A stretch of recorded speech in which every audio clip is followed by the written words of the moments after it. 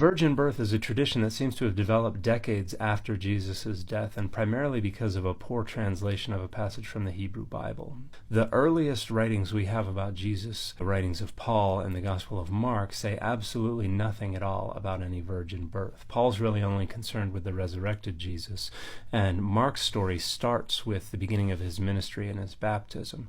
It's not until after that people are starting to ask questions about where Jesus came from that we then get the development of the traditions we find in Matthew and Luke, which talk about Jesus' ancestry and then attribute miraculous events to his birth to suggest that his mission was assigned and he was set apart for it at his very birth. What Dan is doing here is just making an argument from silence. Just because Paul and Mark don't mention the virgin birth doesn't mean that they don't believe in it. We can look at numerous examples from history where we would expect a writer to tell us about something if he really knew it, but they don't. So, for example, in two long letters to the historian Tacitus, Pliny the Younger provides a detailed account of the eruption of Mount Vesuvius. However, strangely, the governor of Bithynia never mentions the destruction of either the wealthy town of Herculaneum or the more heavily populated Pompeii. During a terrible plague in 1665 to 1666, Henry Oldenburg, who worked for the Royal Society in London, continued sending many letters. However, he barely talked about the plague, mentioning it only once to Spinoza, explaining a delayed book delivery. I could provide dozens of other examples, but I think you get the idea. Our intuitions just aren't very good when it comes to predicting what a particular writer would or would not mention. There's also the fact that Paul also doesn't mention John the Baptist, or Jesus' cleansing of the temple, or that he was betrayed by Judas. But I don't think that we can take that as a sign that he just didn't know about these things or didn't care. And then in John, we move it back even further to the beginning of creation. But in Matthew and Luke, we have these references to a virgin birth. And while a lot of people think this is stolen from other pagan ideologies, there are not really any traditions that are close enough to suggest any kind of genetic link. For starters, I'm really glad that Dan recognizes that the virgin birth wasn't something that was stolen from pagan myths. Say it a little bit louder for the parallelomaniacs and the Jesus mythicists in the back. Agreements aside, how does Dan know that Matthew and John don't believe that Jesus was pre-existent? It seems to me that if you read just the first few verses of the Gospel of Mark, that it does really indicate that Jesus is Yahweh, therefore he is also pre-existent. In Mark's intro, he plays around with verses from Malachi and Isaiah. Malachi 3:1 talks about God coming saying, "Behold, I send my messenger, and he will prepare the way before me." But in Mark 1:2, he changes it to, "Behold, I send my messenger before your face, who will prepare your way." This tweak suggests that someone else is coming in the place of God.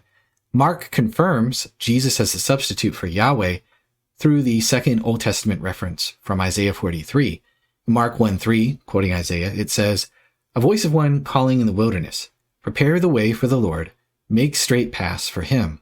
Isaiah 43 reads, "A voice of one calling, in the wilderness, prepare the way for the Lord, make straight in the desert a highway for our God." So in Isaiah 43, they were talking about getting things ready for the Lord, but then Mark comes in and connects it all to Jesus. He tweaks the verse from making a highway for our God to making his path straight, referring to Jesus. So according to Mark, it seems as if Jesus is Yahweh, the one who existed before the worlds were formed. There are other indicators in Mark's text that show this too. Jesus forgives sins. He calls himself the Lord of the Sabbath. He calms the storms. He says that his words will never pass away and that he's coming on the clouds. The most likely source of this tradition is Matthew's appropriation of the Septuagint translation of Isaiah 7:14. Now, in Isaiah 7:14, we have not a prophecy but a sign, where Isaiah says that a young woman, Alma, has conceived and will bring forth a son, and the idea is that this son will deliver Israel. This is probably King Hezekiah. But when that is translated into Greek many centuries later, it's no longer relevant if it's talking about a woman who got pregnant way back when Isaiah was alive, and so the tense of the verb is changed. It's no longer a young woman has conceived.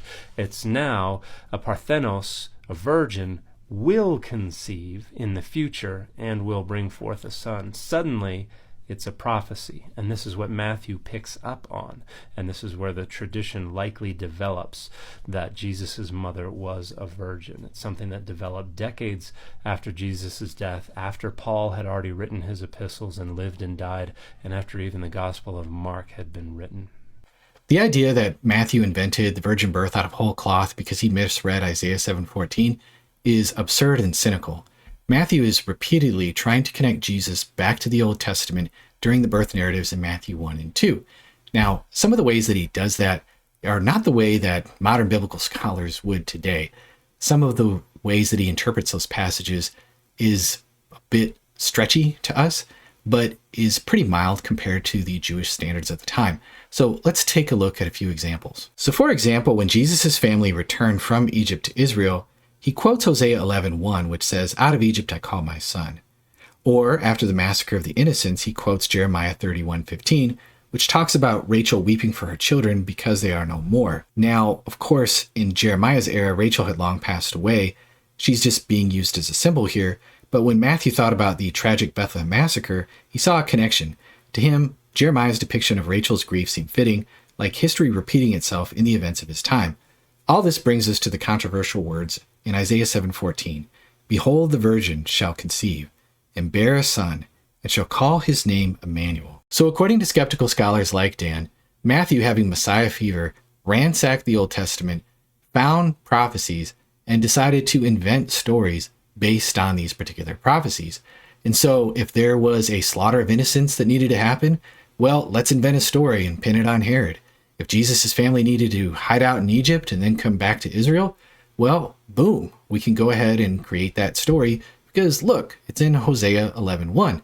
And if Jesus needs a virgin birth, well, by golly, a virgin birth he shall have.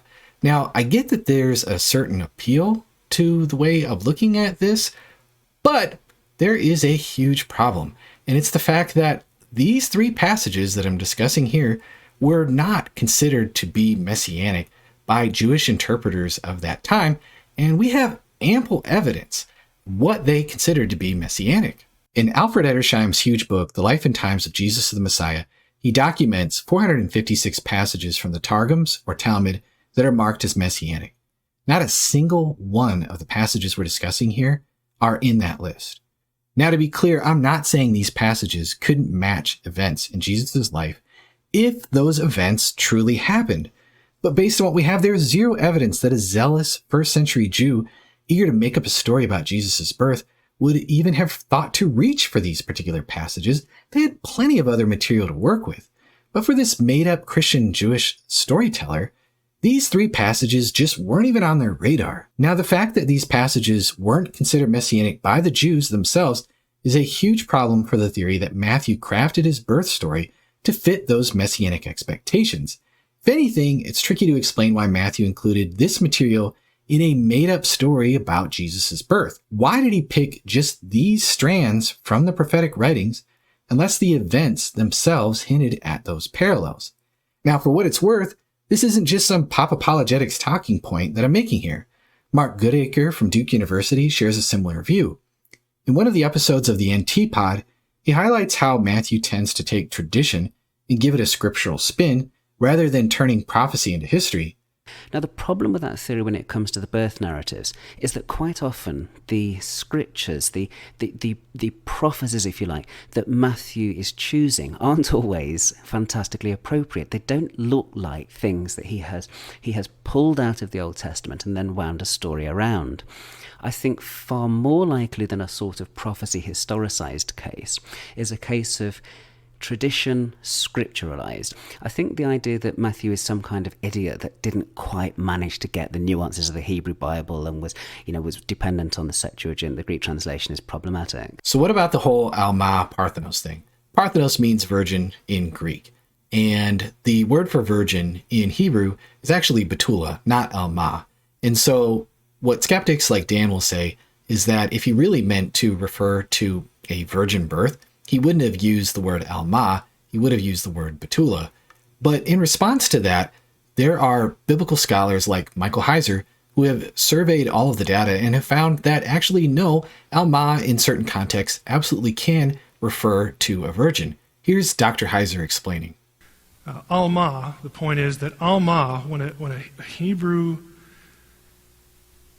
Israelite, when an Israelite, someone familiar with the Hebrew Bible, when they saw the word Alma, heard it or read it, they certainly had the category, possibility, of virgin for that word. Now they know their own language well enough to know that it might not be virgin, but it is absolutely incorrect to say that it cannot be. That meaning cannot be part of that word. Now, obviously, Heiser was a brilliant scholar of the Hebrew language, and I will leave a link in the description below so that you can check out how he arrived to his conclusions. Now, I understand that Dan is saying that it's actually the tense of the verb that maybe created the confusion for Matthew, but I think we've already discussed that earlier in the video. The bottom line is that the virgin birth wasn't something that was created out of a poor translation, and I think Dan's arguments here just missed the mark.